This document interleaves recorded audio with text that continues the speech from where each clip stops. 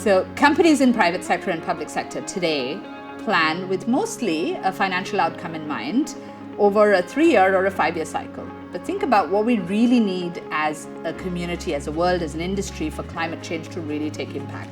It requires sustained action over a period of multi-decades, right? So the idea of what the need for action at the moment is to be able to bring durability into planning with large companies in the private and public sector, to be able to say, what are the actions that I'm taking today? What is the carbon implication of the actions I'm taking?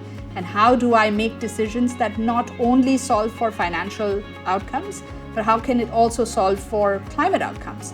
This is where Terrascope comes into action. What we do is essentially help a lot of large enterprises measure carbon footprint at an enterprise level for their supply chains and more, and then quickly focus action and attention on what do you do next? How do you actually abate that carbon footprint? How do you actually get to a place where you know the implications in the financial world of actions that you're taking, but the same way you also know what the implication in the carbon world is.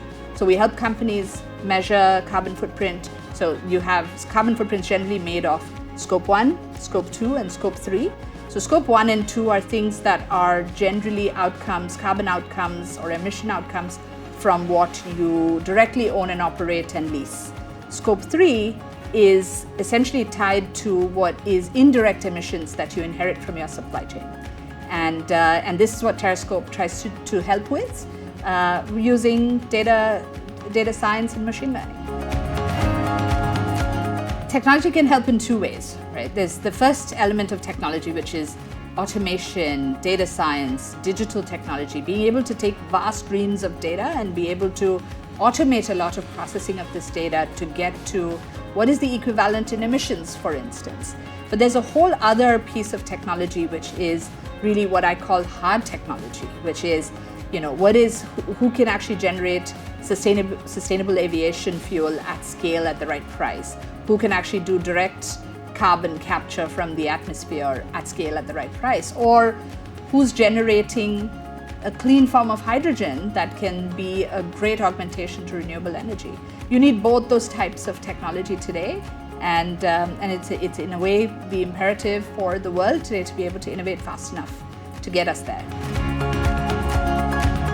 What we really need in terms of decarbonization pathway from here until 2050 is going to require connected will between enterprises, financial institutions, and governments and regulators to really come together and move in the same direction, but also to be able to create the financing and the lubrication in the system that's required to get us all there.